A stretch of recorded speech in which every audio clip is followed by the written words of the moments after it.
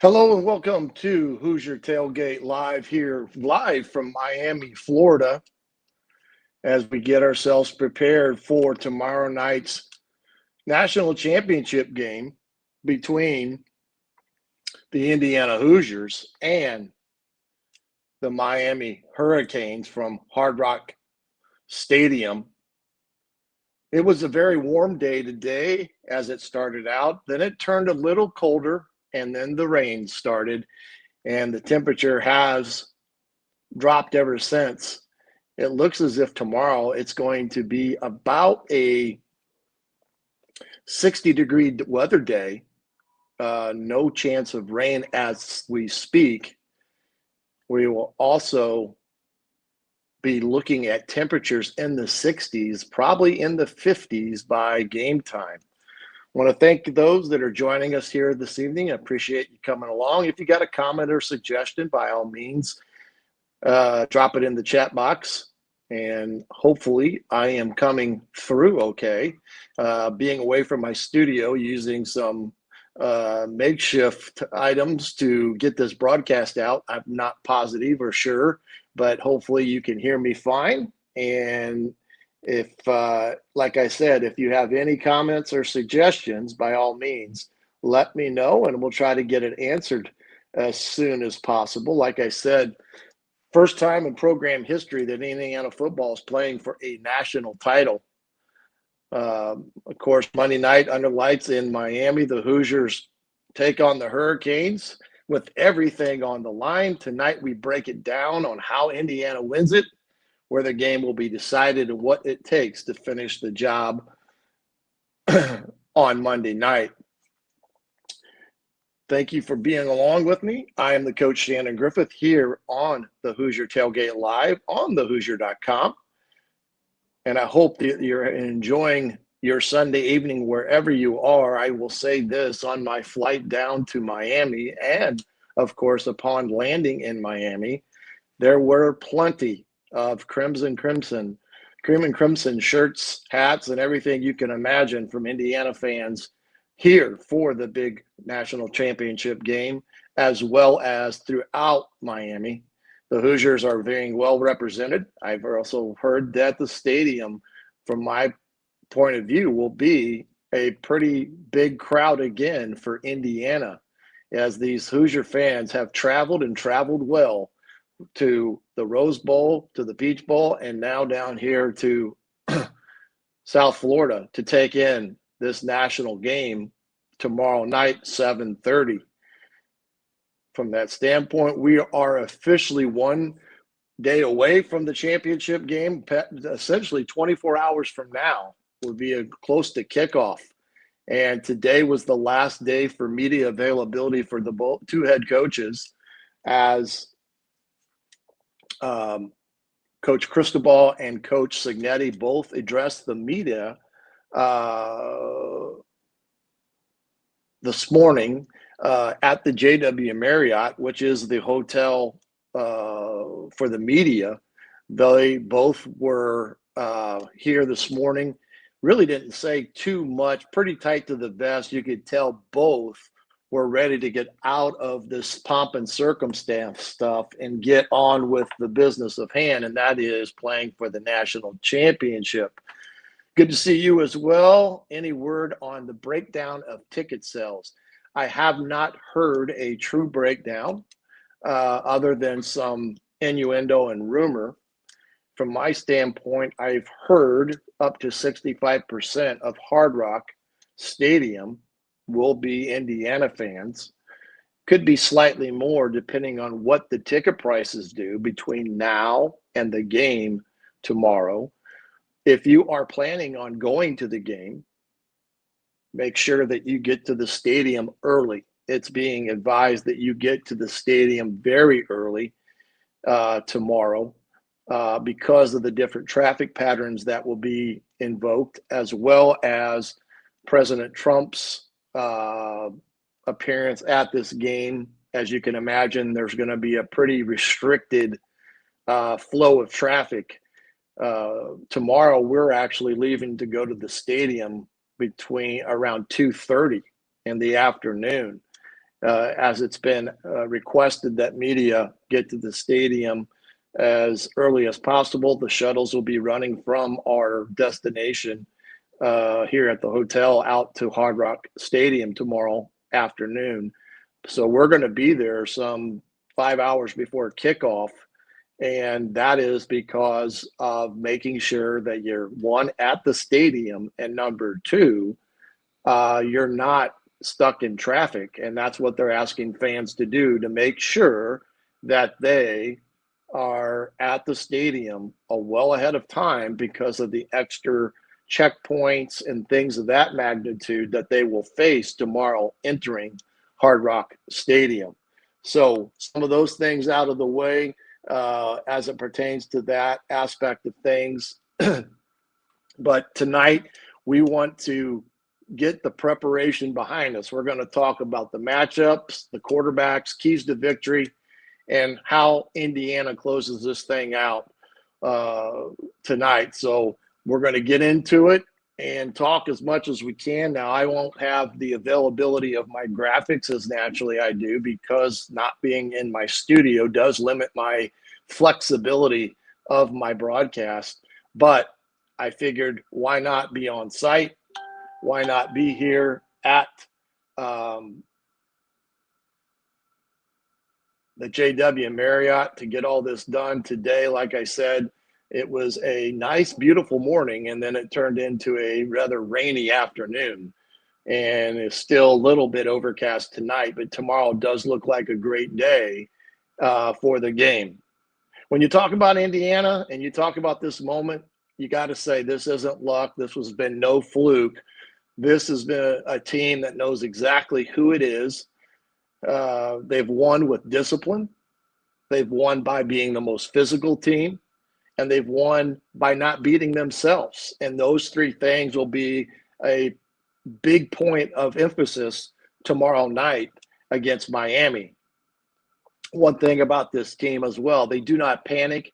They do not flinch. And this moment isn't too big for them to handle.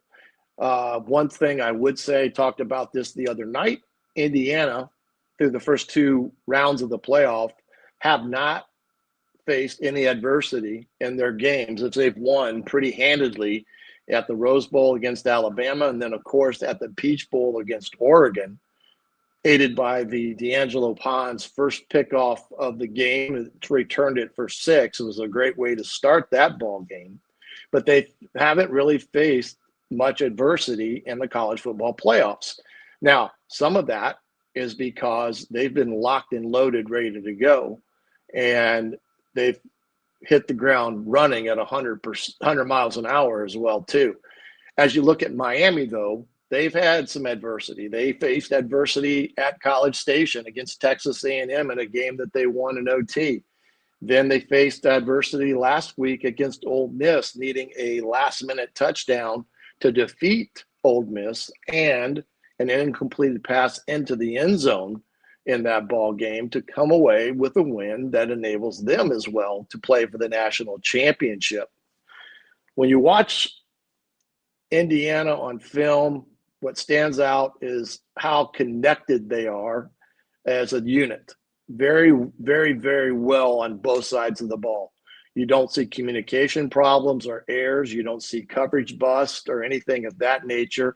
Offensively, the rhythm between the quarterback and receivers, whether it's Charlie Becker or Elijah Surratt, is all the same. Both have made tremendous plays in terms of 50-50 balls or contested throws. And then, of course, what can you say about Omar Cooper, a guy that just gets open and makes plays? And, yeah, Robert, on the road with Coach G. And there has been several Hoosier fans in and about the downtown area over the last 24 hours since I have been here, for sure. And that is one thing to say, that they do travel well and have for the last 2 ball games. And then a coach, Scoo, was asking about the ticket breakdown, and I kind of alluded to that earlier. Of course, as well. But appreciate you guys jumping on and being with us here tonight. Rudy, good to see you as well. If you got any questions, let me know. Be glad to answer those as much as I can and get through tonight. But when you talk about Indiana in terms of their connection on offense and defense, it's been something that sustained them for the entire year.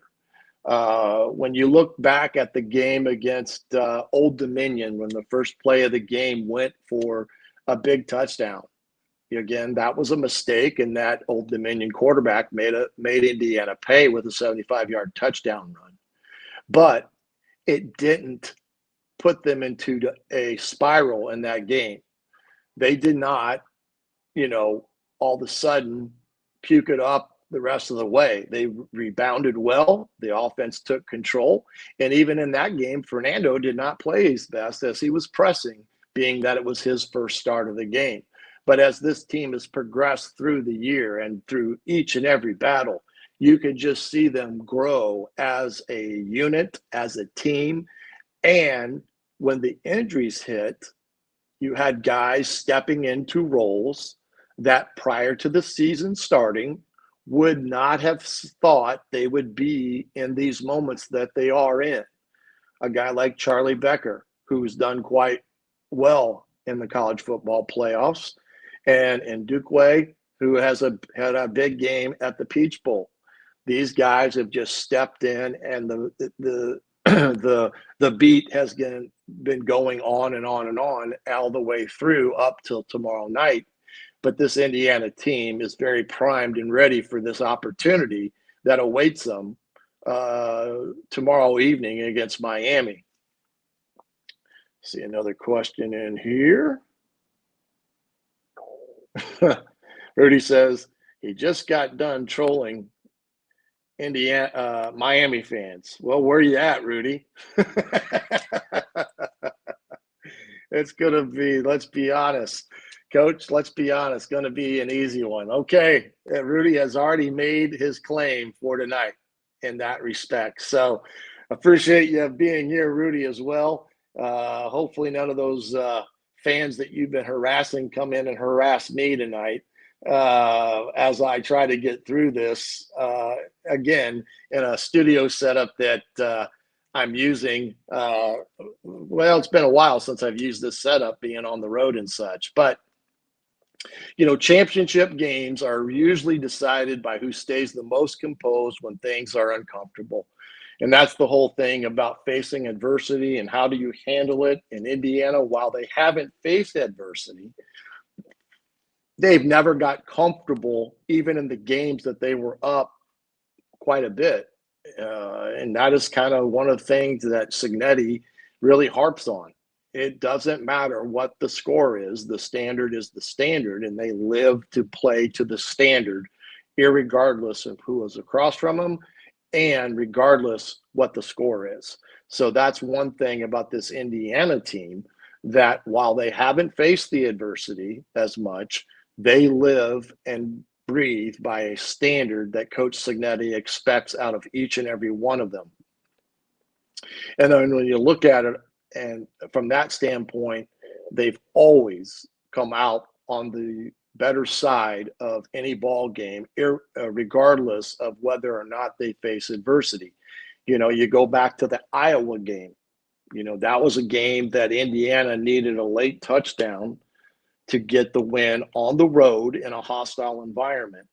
And that was because they didn't panic. They didn't press. They let the play develop. They let the play come to them. And when there was the opportunity to make the play, they did so.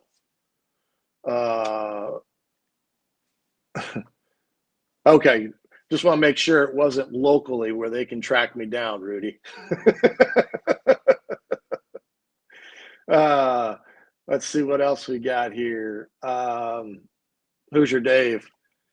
I don't know how windy it is going to be tomorrow. I haven't really heard that much on that, other than it's going to be chilly. But I have not heard the rain word in that respects. All right. Tony seems to say one thing I feel certain: a Cignetti team won't go in overconfident. That is correct. It's a very astute observation about Coach Cignetti. They never, ever take a team lightly, no matter where they may be from, whether it be a group of five school or, in this case, like Miami from the ACC. But anyway, that's for sure. Robert has an update potentially on the winds for tomorrow. Could be up to 25 miles an hour. That's one thing with the Hard Rock Stadium, though. It is a pretty well shielded stadium, other than the opening that is at the top that really covers the entire playing surfaces. But I don't know how much wind will or will not affect a game like that. Let's see here. I thought OSU was just flat against Miami. Well, that game was probably a true statement because it was a pick six, and I think Miami scored, and it was like a 14-0 game at halftime, if I'm not mistaken, in that game. And the game against Ole Miss, of course, was basically a shootout in that, as both offenses were putting up points pretty regularly in that ball game. Let's talk about this matchup here as we get going. Indiana versus Miami, in somewhat contrasting styles of things when you look at it. Indiana wants to control the game, and they want to kind of dictate the tempo on both sides of the ball. And, of course, they want to make you earn everything, which every great defense will do. And that's one good thing about Indiana's defense. For the most part, they've stayed away from giving up chunk plays. Now, they give up a few against Oregon, being that was kind of late in the game. They have stayed away from the chunk plays, and that has been a positive for this defense because, as you know, that is the big thing in these type of games, is not giving up the cheap score or a unnecessary turnover by making a poor decision throwing the football. Those are all things that Indiana will have to be aware of. But when they control the game and dictate the tempo, that's when they're at their best. And that will be no different tomorrow. Now, Miami, on the other hand, they live by the explosive play. They want the momentum. They want to turn one mistake into 7 points, and they want to do it in a hurry. They've done that quite well. They did it well against Ole Miss when they made several mistakes in the secondary that led to big touchdown passes. And then, of course, Malachi Toney, he's a guy that you've got to be totally aware of where he's at all times, because they like to get the ball to him quick and get him out in space and let him go do his work, because that kid is fast. He's a great football player. He's even a great blocker on the perimeter. So Miami is a team that does like to live by the big-time play, and they've done quite well doing that. Now, the game against Ole Miss, outside of the big plays that they did get, that final drive that Carson Beck put together was a very methodical down the field type of thing, where they did have a couple big plays on third down, but they got themselves down into the red zone and then eventually down inside the 5 and got the big scramble for the touchdown by Beck as well.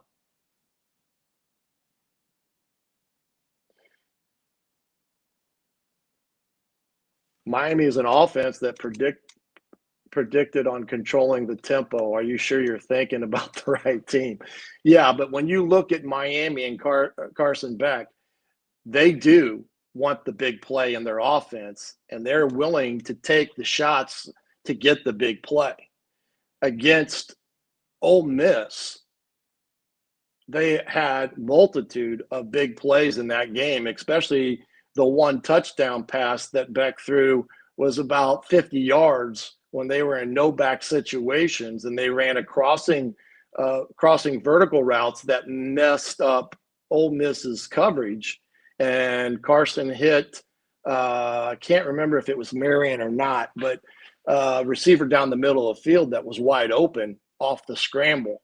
So they're a team that lives off of big plays. There's no question about it. When you think of their run game hasn't been the greatest up until the last couple of weeks or so, where they've shown that Fletcher is a bona fide running back. But when you compare their running game to Indiana's, Indiana has a better running attack than what Miami does, averaging almost 200 yards a game. I think it's like 185 to be exact, especially in the last two games against Alabama and Oregon. So to me, Indiana is a tempo offense that likes to dictate what you're going to do and how you're going to do it, because when their running game is efficient, it doesn't give teams much opportunity to muck things up on third down situations, and therefore Indiana takes advantage of a lot of defense in that respect. So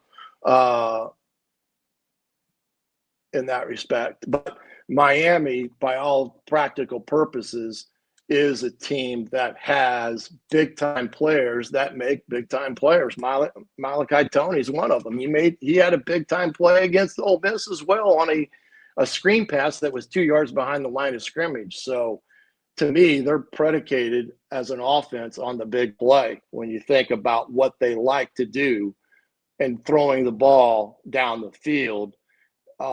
As opposed to wanting just take a dinks and dumps. They're a team that I think pushes the ball vertically and then uses the screen game with Malachi Tony to get the ball to his hands as quick as humanly possible.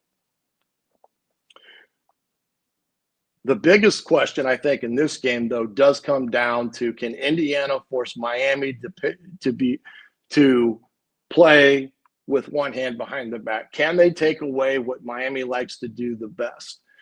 I do believe that Miami's running game is essentially set up by their effectiveness in the passing game. But I do think that Indiana is going to have to force back into things and making poor decisions and getting after him to try to rattle him. Now, he gets the ball in and out of his hands very quick, and that's what you get with an experienced quarterback like Beck. He's been behind the center in these type of games, but he knows that he has to make his reads and get the ball in and out of his hands. At Georgia, some of his worst games is when he threw 3 to 4 picks, and that is something that's plagued him when he was at Georgia. This year, I think he's made a lot of great decisions in the pocket. And I think when you have the explosiveness that you have with the receivers, I think he's shown that he's a top-tier quarterback. And I think that with his injury that he suffered a year ago, now he's put a lot of doubters to bed in terms of whether or not he could become a really good throwing quarterback again. And I think he's proven it this year with that aspect. But can Indiana get Miami off schedule enough that they can get pressure on him and force him into making poor decisions? I don't think Miami's running game is has not been as good of Indiana's all year. I do think they have, over the last couple games, have shown some signs of a running game with let's see here. I was trying to see what they are averaging. Let's see here. And maybe I won't because I can't find what I need. Okay, here. They're averaging 154 yards a game on the ground. And that has been very helpful for them over the last couple playoff games. I was trying to see what Fletcher, where is their stats?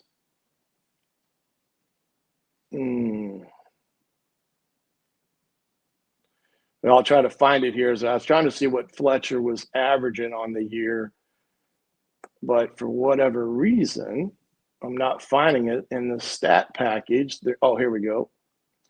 Fletcher is averaging 83 yards a game so far in this year, 1,080 yards overall, about 5.4 yards a carry. But he's a big-time back. I really do like him in terms of what he's done. And then, of course, Beck thus far on the year, 73%, 3,500 yards, 29 TDs. He's thrown 11 interceptions, where Mendoza has only thrown 7 interceptions on the year. And that has been one of the things that Fernando's done very, very well all year long, has been protect the football. See if there's any other questions here. Being easy or predicting to win by 20. The only thing that matters is winning by 1 point. Yeah, that's all that matters. It doesn't matter what the final score is, as long as the W is next to your name when the night is through. That's for sure. Appreciate you stopping by, Midwest, and that. But, that's the thing with this Miami offense, is that I do think Indiana is not going to change who they are as a defense that much. I do think you're going to see pretty much the similar stuff that Brian Haynes has done throughout the year, even the last couple of playoff games. How he will attack the Miami offense, how Miami's defense will attack Indiana's offense, that will be the game within the game tomorrow night. Will be interesting to see in that respect how they attack each other because both teams have bona fide playmakers. Their defenses both have big-time players on it. Indiana is going to have to, what do they do to neutralize Bain? To me, in passing situations, you can always chip the running back. But one thing to neutralize a really good rush is a really good rushing attack. So if Indiana can, again, establish a running game, which they've done in the first 2 playoff games, that is going to be big-time beneficial and help in controlling the rush of this Miami defense with that. But Indiana, what offensively, moving the chains, finishing drives, and then making Miami defend the entire field. Field position becomes a huge in these type of games. Indiana has done great with field position through the first 2 weeks of the playoffs. Their kicking game has provided them with big sparks throughout the season, but even over the last couple of weeks, especially last week where they did get the block punt, and they also had 21 points off of Oregon turnovers. And Indiana on the year now, I can't say for sure, but I think their points off of turnovers, and let's see if I can. Okay, Indiana has scored 134 points off of turnovers. That is just crazy. While their defense has only given up 24 points off of turnovers. Again, very good in that respect. When you talk about taking advantage of turnovers by an opposing team, you're making them pay with points in that respect as well.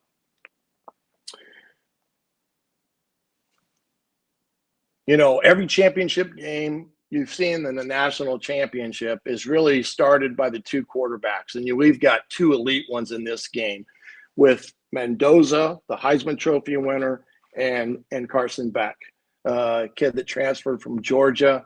He was hurt in the national championship. The SEC championship a year ago.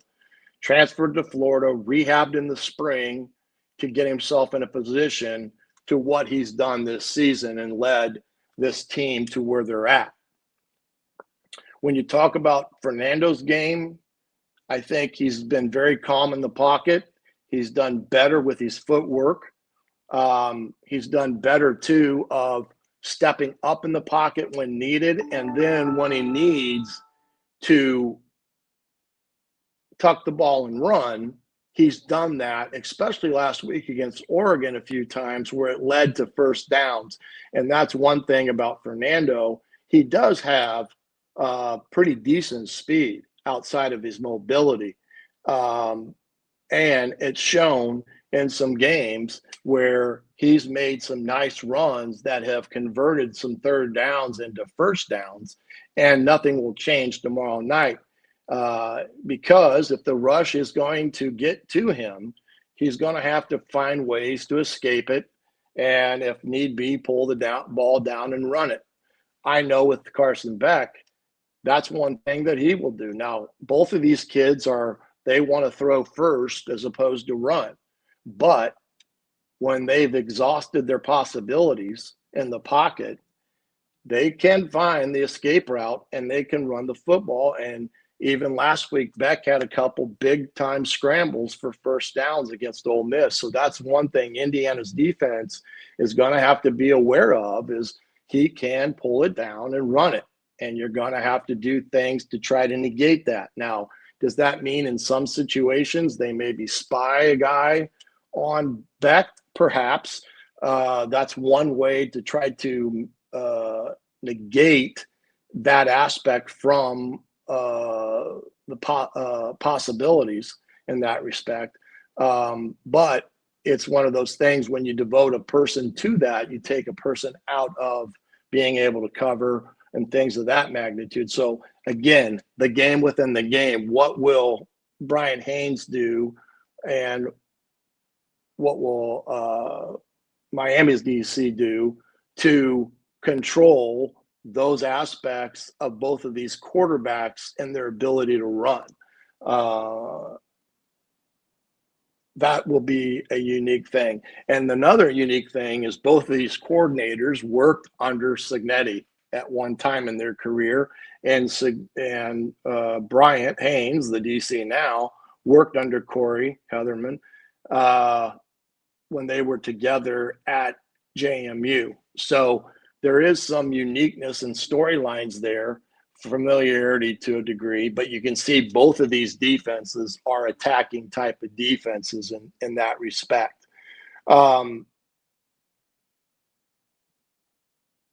Another thing with Beck, outside of his talent, he does have, he is a kid that can throw the ball down the field, and he has great touch. I thought he always had the ability to lay it out there right where the receiver needs it and allow a receiver to go up and make a play or just run under it.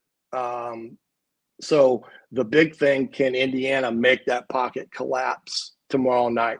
Can they exploit this Miami offensive line to get the pocket to collapse and try to find ways to get home? Will they have to bring pressure, or can they get home with 4? That'll be another question that we'll have to wait to see tomorrow night, is can Indiana get home with just bringing 4 as opposed to trying to do some type of pressure in that in those situations, especially on the third downs. Now, Miami has shown on third downs, that's when they like to muck things up. You're going to get a variation of different types of pressures from that defense, and they do a great job of it, and so does Indiana. So when you think about those things and you get a team like Miami into third and long, what is Indiana's defense going to do in those situations? Is that a time they spy a guy to keep eye on Beck? Or is it a time that they bring their zone pressures and really try to collapse that pocket in on him? So those are the things that will be interesting to watch in those third down situations tomorrow night.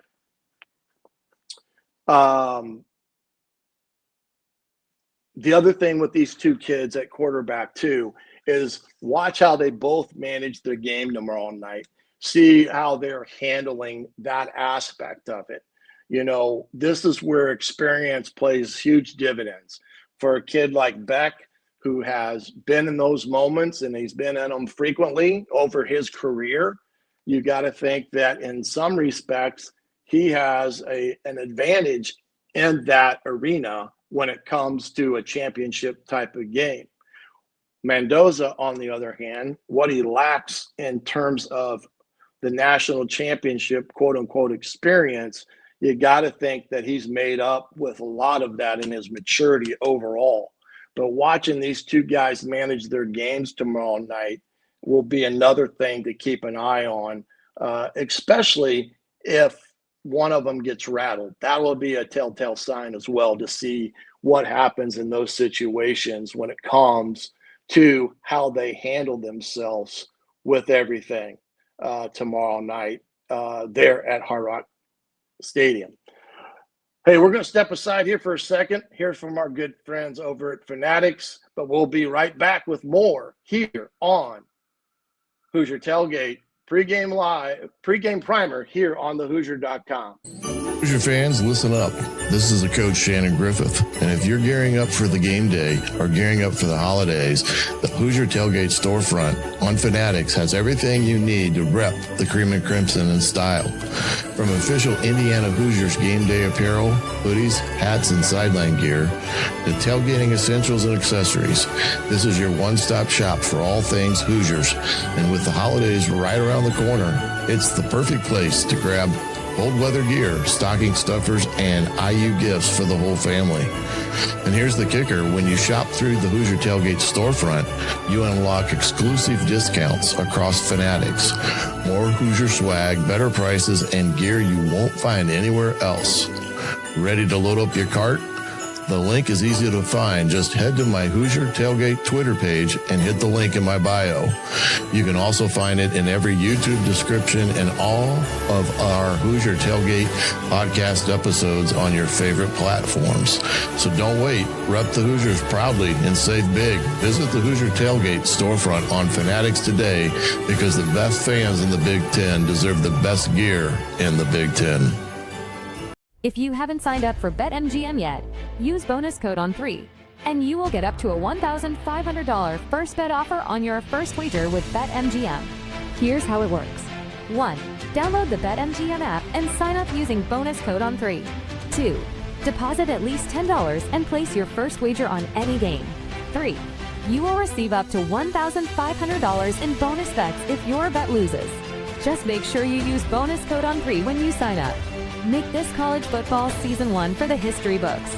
Make it legendary. Don't forget, if you haven't signed up for BetMGM yet, use bonus code on3 and get your $1,500 first bet offer today. See BetMGM.com for terms. 21 plus only. U.S. promotional offers not available in New York, Nevada, Ontario, or Puerto Rico. Gambling problem? Call 1-800-GAMBLER available in the U.S. Call 877-8-HOPNBY or text HOPNY 4673. Welcome back here to Hoosier Tailgate Live pregame primer for the national championship. Number 1, Indiana versus number 10, Miami. Coming to you live from the JW Marriott in downtown, beautiful Miami, as we get ourselves prepared for tomorrow night's big-time game, like for the Hoosiers, and as well as the Miami Hurricanes. Coach Griff, I down to 7.5. Well, I wouldn't doubt that, because I know there was a lot of talk even down here amongst the media that they thought the 8.5 point betting line was a little bit too much in that respect, especially against a team like Miami.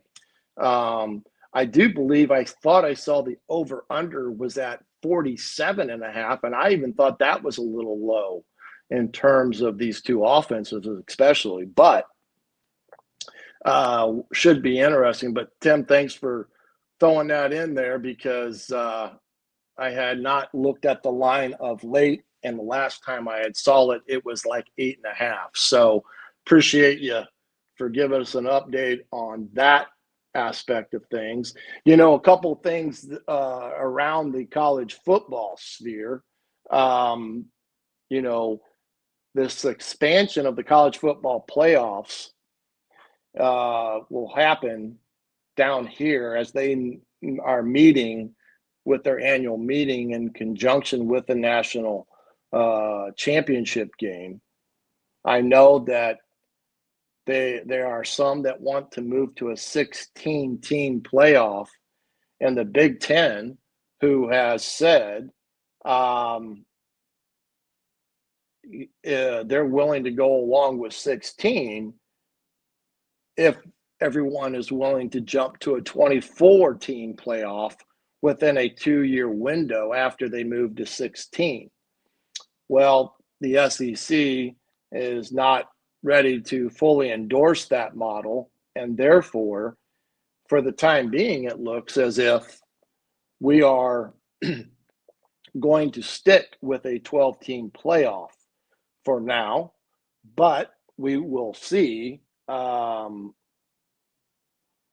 what will all come out of that aspect of things after they get done with, their meeting with the College Football Playoff Committee meeting, I should say.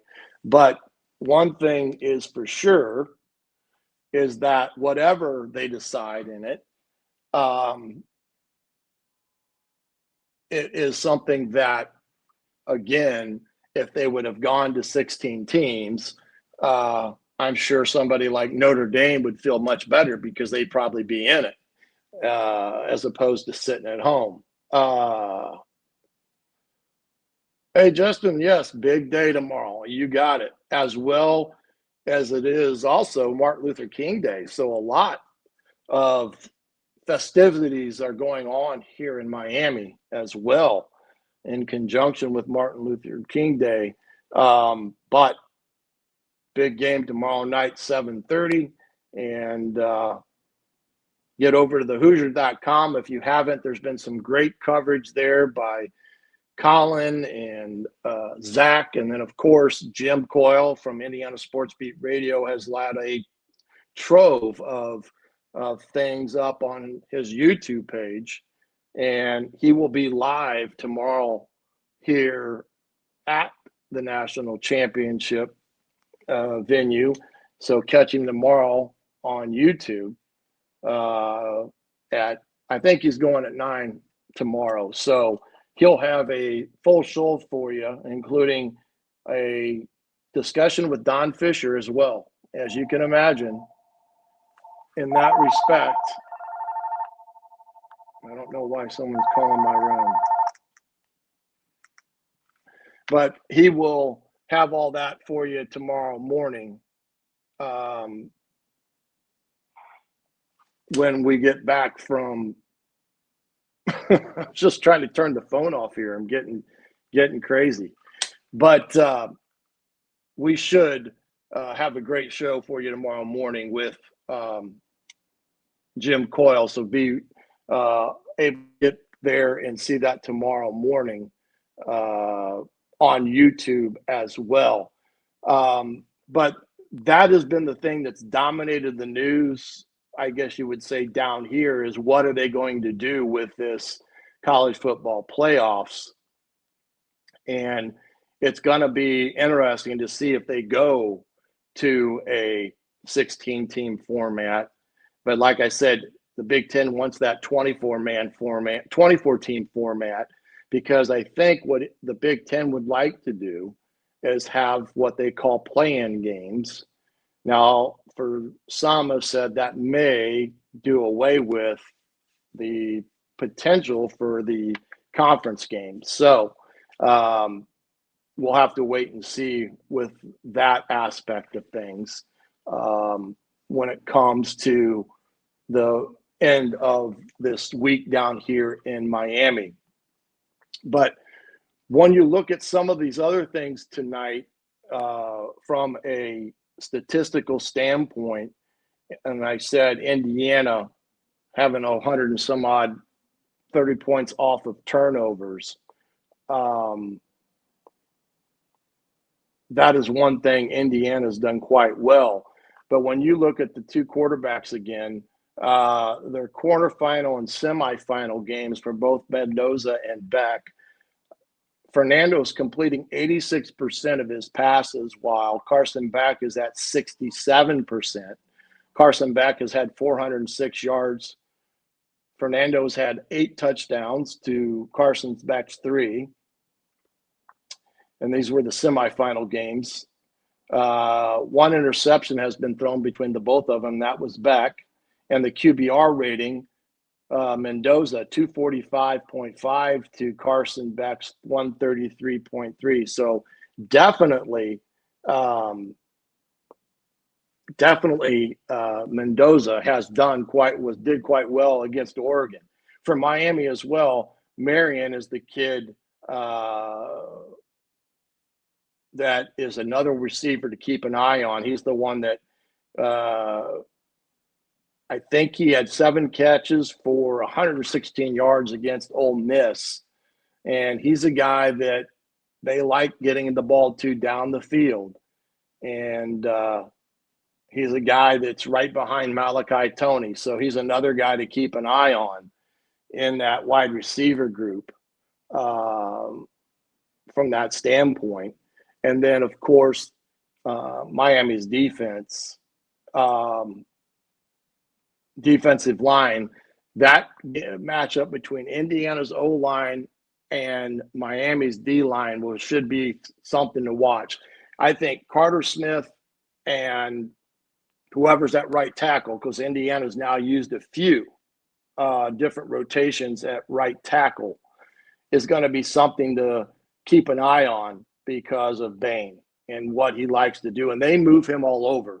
He'll be a 5 technique. He'll line up as a 3 technique, 1 technique.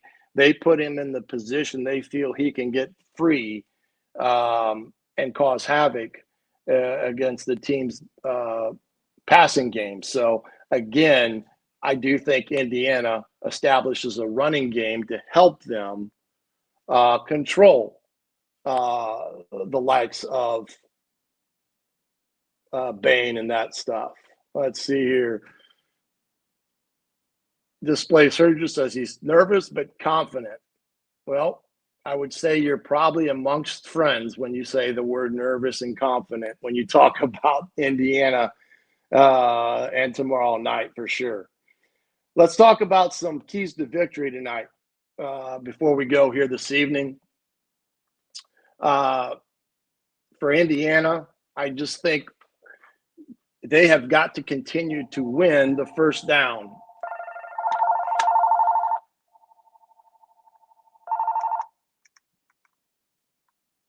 They got to continue to win first down like they have, being very efficient with what they've done thus far in the playoffs to keep them out of 3rd and long. They've got to be balanced in what they do from an offensive standpoint in terms of run pass and trying to establish their way with that. The other thing is they cannot turn the ball over. They've got to have security, and Fernando's got to make great decisions with the football. If Indiana can rush for, let's say, if Indiana can hit its average of 185 yards and Fernando can throw for 250 or more, I like where Indiana would be in that scenario, especially without turning the ball over. Now, against Oregon, while they didn't have a turnover per se, there were balls on the ground in that ball game, including Fernando. So ball security is a must in this game tomorrow night, because whoever can pick up an extra possession is going to have a chance to put points on the board. I guarantee you that.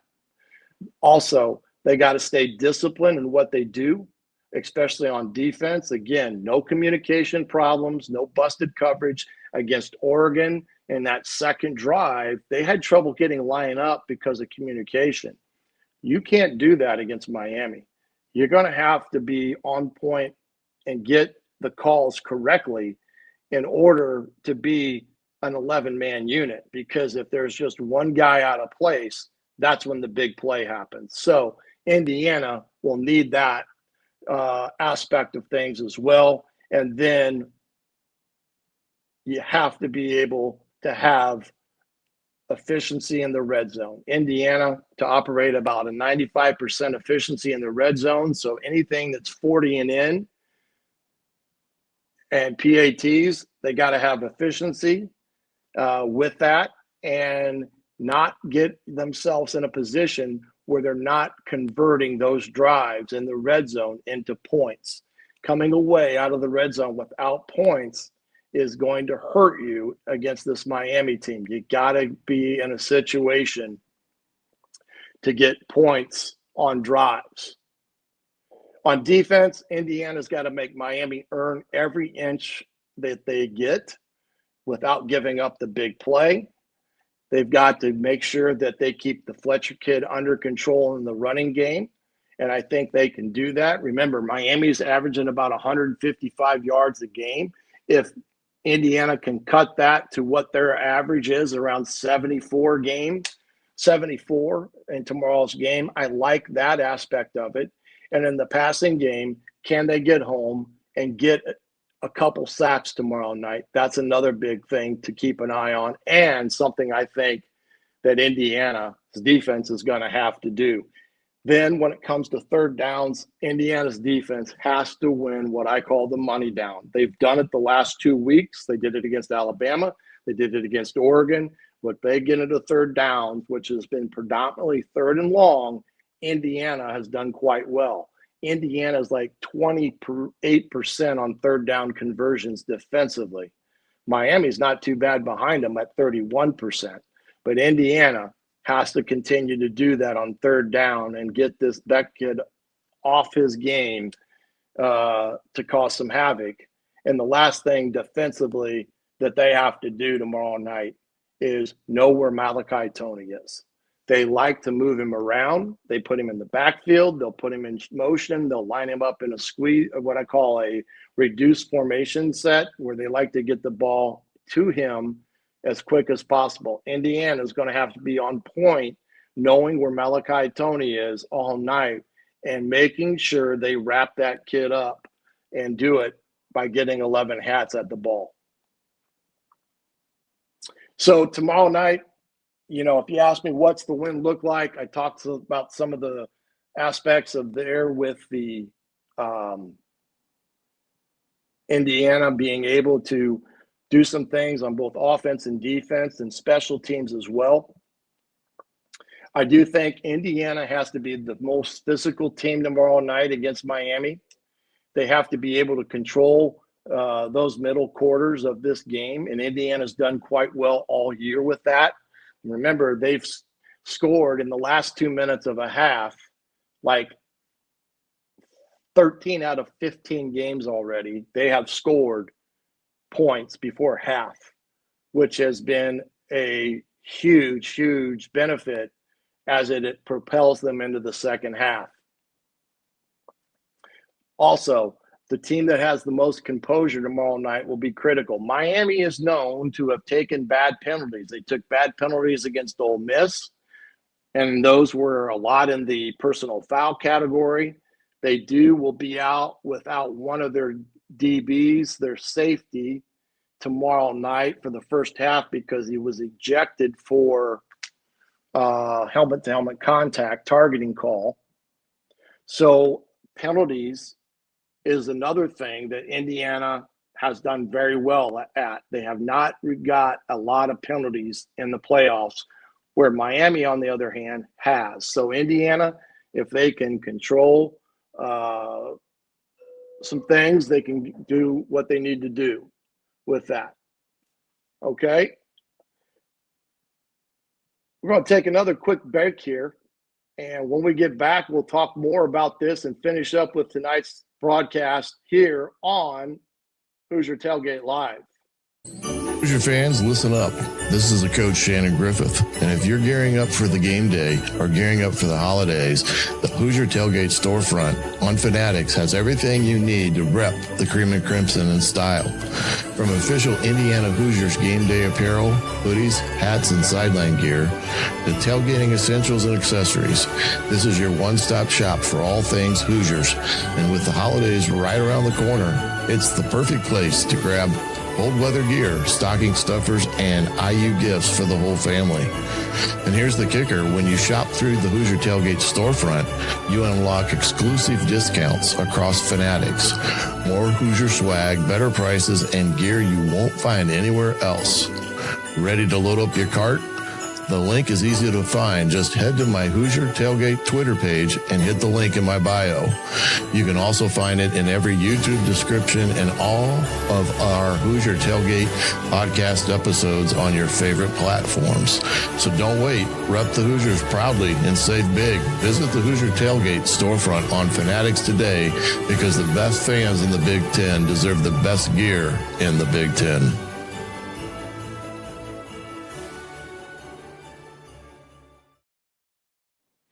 Welcome back to Hoosier Tailgate Live here, live from Miami.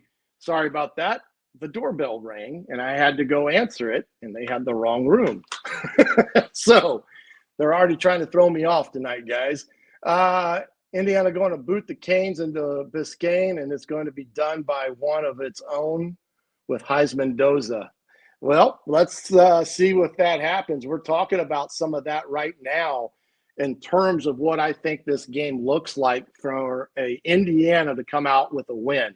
We talked about being physical. We've talked about controlling those middle quarters. We've talked about composure and the penalty aspect of things. Can Indiana continue to do that and let Miami take the bad penalties? They did that against Ole Miss, and that's what kept Ole Miss in that ball game. That game with Ole Miss was more about what Miami did to allow Ole Miss to stay in that game. And to be honest with you, that almost cost them that game. I do think this is going to be a four-quarter game for Indiana. And they're going to have to do some things in this game that they haven't had to do the first 2 weeks, and that is, play a four-quarter ball game. It's not like they can't do that. I don't mean it in that sense. It's just like I said earlier, they have not faced adversity. They've been a team that most of these games have been in control at the onset in that second half, and they've kind of coasted to the victories in that regard because they've gotten up big. I would be surprised if tomorrow mirrors any of the first two games that Indiana played in terms of getting themselves a huge lead and then being able to basically coast it into the final of the game. So I do think this is a four-quarter game. I do think Indiana, if they can be physical, they can be relentless, like Sig talks about on both sides of the ball. I do think that wears down this Miami team. And I do think it ultimately matters the most because Indiana has been a team that has made very few mistakes when it comes to the team game, both on defense and on offense, because the way they've both played, and it's complementary football, which they've done it probably the best of any team in the country this year, the complementary football that they've played with each other. So I do think Indiana will have an excellent chance tomorrow night. And if you ask me and you put me to the test of what this will be, I do think Indiana will win its first national championship in football, going 16-0, 50 years after Bob Knight had the other undefeated season, a national championship win. And wouldn't that be something that the general and now Coach Sig could both go into Indiana lore as two teams to win a national championship undefeated? That would be something to see. And I do think Indiana accomplishes that tomorrow night at Hard Rock Stadium. Stay tuned to the Hoosier Tailgate. We'll have more tomorrow as we lead up to this big contest tomorrow evening at 7:30, as well as the Hoosier.com for all their coverage as well, from Colin and Zach. And then tomorrow morning, don't forget to catch Jim Coyle on Indiana Sports Beat Radio as he has his special national championship broadcast tomorrow morning. And Mr. Don Fisher will be on air to discuss the game as well as others tomorrow morning. Well, for now, I'm the Coach Shannon Griffith. You've been watching Hoosier Tailgate Pregame Primer for the National Championship. And we will see you next time on Hoosier Tailgate Live. Good night, everybody.